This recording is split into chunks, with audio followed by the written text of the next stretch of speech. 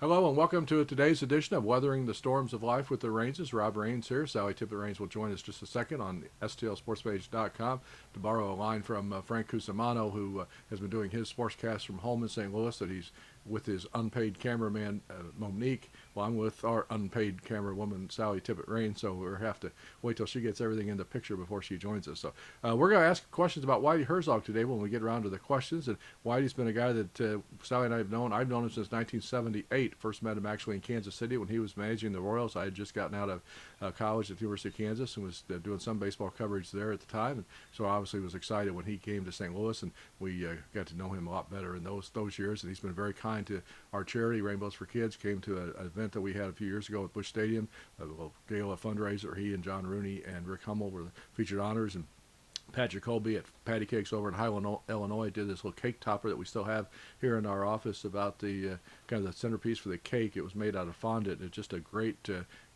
testament to what the work she can do and that she does. So we still have that here. So anybody needs a cake, we can't recommend them highly enough. So over at Highland, Illinois, Patty Cakes. So I appreciate her and appreciate Whitey's friendship as well. So it's been a long run. I mean, 1978 seems like a long time ago in some ways, and doesn't seem like very long ago in other ways, because I was covering the Royals a little bit. I was actually the number 2 writer in United Press International's Kansas City bureau when I got out of school, and did a lot of college football, a lot of college basketball games, but then filled in on the Royals occasionally and did some features and stuff. So I got to know him there in 78 and 79, and then I moved to St. Louis in the end of 1979, and Whitey arrived about 7 months later in June of 1980 to take over as manager of the Cardinals. So very still run into him and talk to him every so often, and know he's staying safe during this pandemic, and hope everybody else is as well. Yep. I hope you could see that cake topper. I was trying to do my best, special. but I did want to, before we started with the Whitey Herzog, Mm-hmm. is just really say what a great man he was, and how he's actually helped us with our Rainbows for Kids, as you said, with that. But he's also helped us. He does his own Whitey Herzog golf tournament, which and you played golf with him before. That's with our good friend Mark Miller, who I'm sure is watching this. Yeah, we put together several. You didn't comment on 3 of us wearing the white socks. That's the thing I think our kids would probably pick up on. Mark's the only one not wearing the white socks. And his kids will be very proud.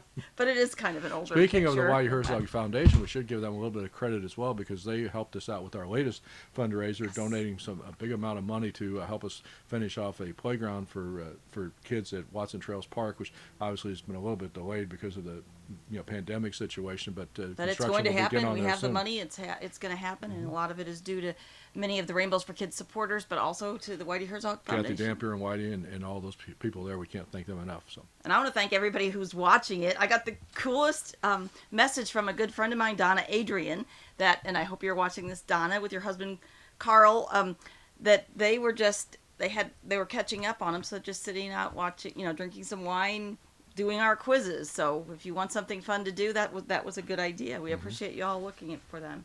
And I'm going to get started with a little bit of inspiration today. At the beginning of this year, in January, when 2020 was just starting and everything was happy, Hey, remember that? yes, I decided I'm going to write a Choose Happy blog, and I'm going to have optimism throughout the year and a weekly entry. And my first blog was, I did this, Get Your Life into Focus in 2020. And the 2 things I talked about were focus and fear.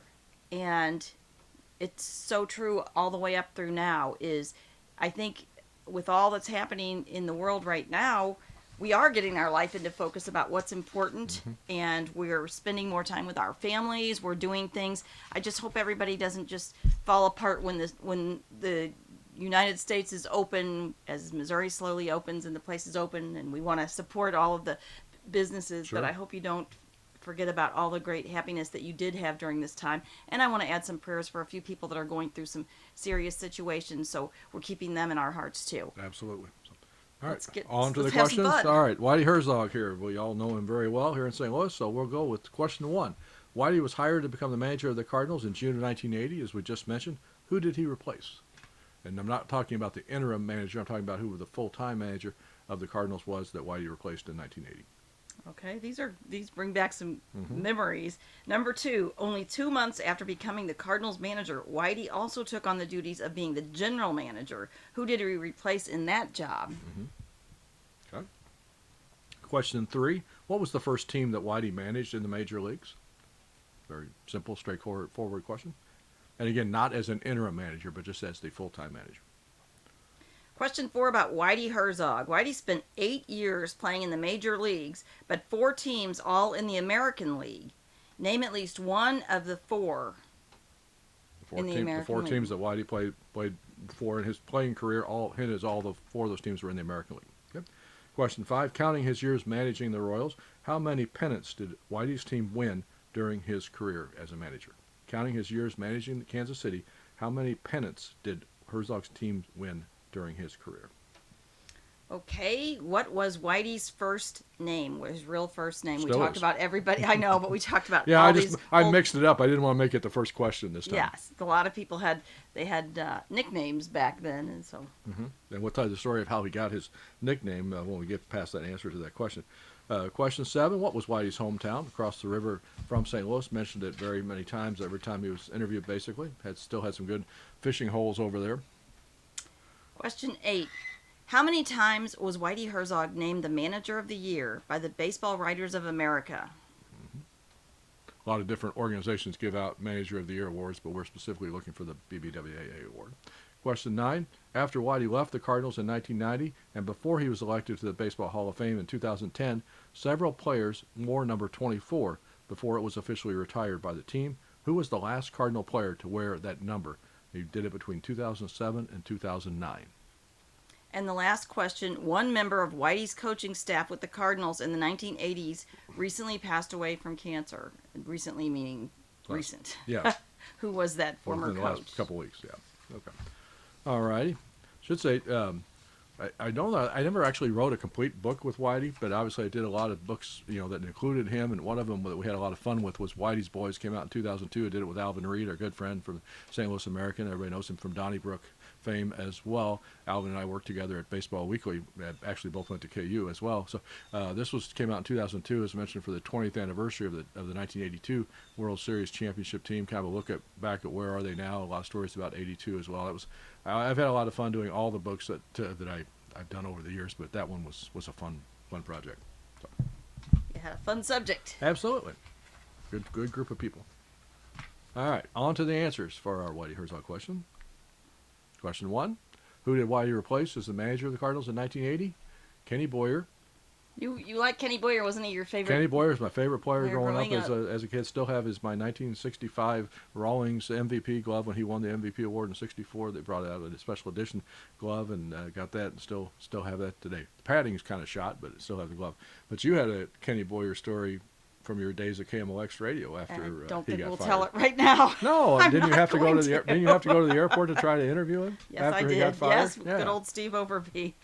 But he was your favorite player growing up. Okay, we'll leave it at that. Question 2, only 2 months after becoming the Cardinals manager, Whitey also took over the GM duties. Who did he replace? That was John Claiborne, who was only here for a couple years as the general manager. And I still tell people one of my favorite Whitey Herzog quotes ever came from having both of those jobs at the same time when he was GM and manager. And his best line was, he said, "I could go to sleep and have a meeting."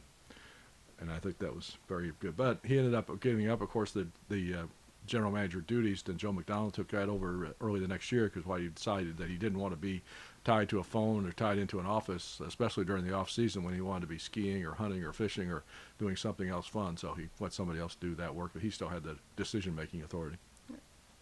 You do the next one. Question 3, the first team that Whitey managed, it was not the Kansas City Royals, it was the Texas Rangers.